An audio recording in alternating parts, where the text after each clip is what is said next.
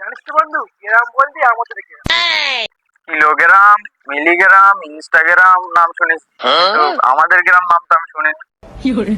এই গ্রাম বলতে আমাদের গ্রাম কথা বলছি। চল চল ওই গাছের গোড়ায় গিয়ে একটু বসে, অনেকক্ষণ ধরে হাঁটছি।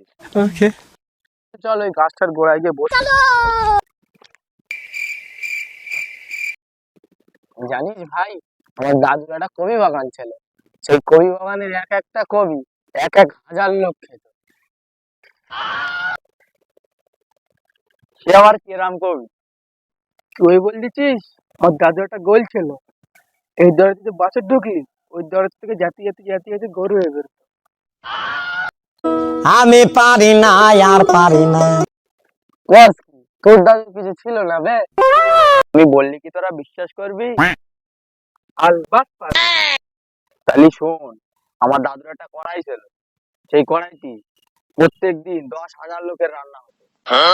বস কি, তোর দাদু প্রত্যেক দিন এত সবজি কোথায় পেত? কেন, তোর দাদুর কাছে 10টা কবি কিনলি তো হয়ে যেত।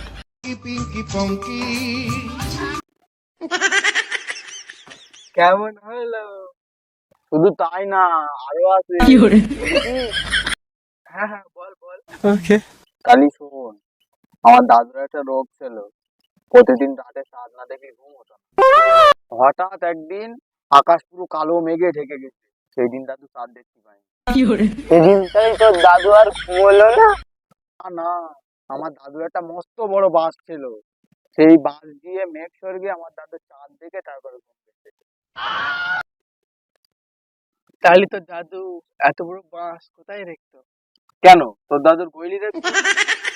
কি ব্যাপার, কেমন হলো, কেমন দিল?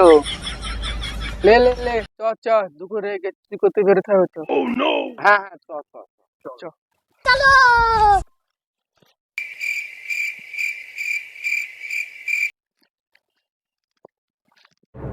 আজ কিছু কাঁঠাল আমদানি করা যাক।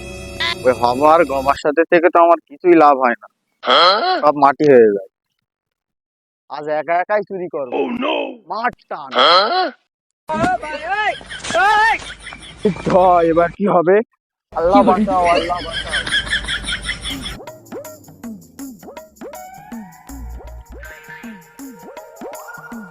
কে রে ওখানে, কে কে কে রে? যা, কি মনে হয় দেখে ফেললো, আমি পালাই পালাই। কে রে? দাঁড়া দাঁড়া দাঁড়া, পালাচ্ছিস কেন?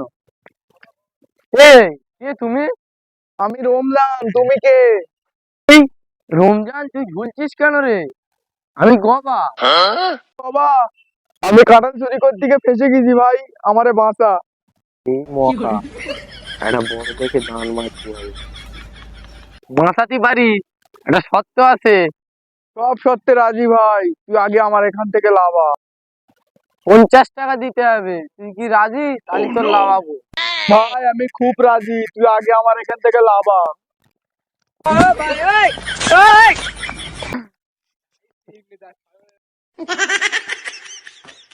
বাঁচাও বাঁচাও বাঁচাও। ভাই কে রে? আরে ভাই, হবা নাকি হবা? হ্যাঁ আমি হবা, তোরা কারা? ভাই হবা, শিগগিরই আয় ভাই, আমাদের বাঁচা। আজ কিছুই আমদানি করিনি, এই সুযোগ আমদানি করে নেই।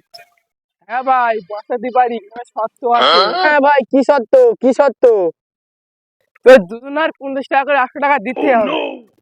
হ্যাঁ ভাই, তো সব সত্যি রাজি, আয় আয় আয় আয় আয়। বাঁচাও।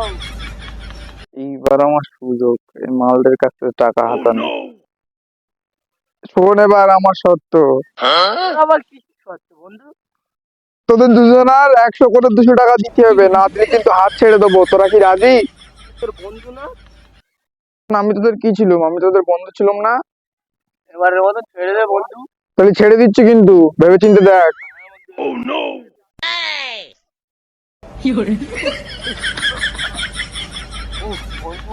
মাথার হাড় ভেঙে গেছে, তুই এরকম করলি। কি করবো, তোরাই তো বললি আমার ছেড়ে দিয়েছি। আবার তো হয়ে গেছে, কিছুই তো আমদানি হয়নি। তাহলে তিনজন মিলে একটা খেলা খেলি। কি খেলা বন্ধু? তিনজন তিনটে গল্প বলবো, আর যদি মনে হয় সে মিছে কথা কইছে, তা বলতে পারবে না, সে কথা ধরতে পারলি 1000 টাকা দিতে হবে। তোরা কি রাজি? হ্যাঁ রাজি রাজি। তা কে শুরু করবে? মাথায় বুদ্ধি আসতো, তুই শুরু কর।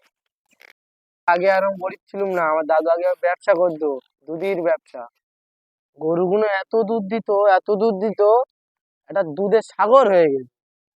সেই সাগরে আবার জাহাজ ভাসে, দেশে বিদেশে গরুর দুধের রপ্তানি হতো।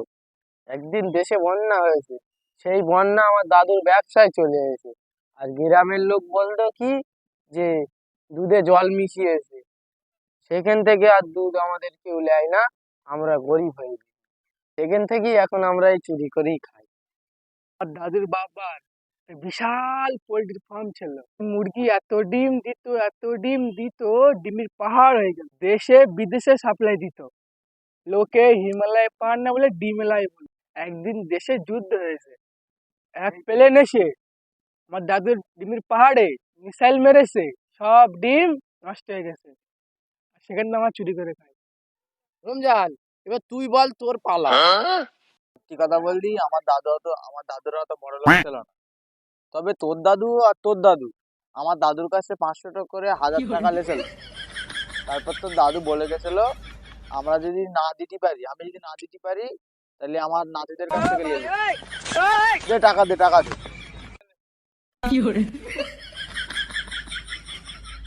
এই সন্ধ্যে তো হয়ে যাচ্ছে, সব বাড়ি যায়।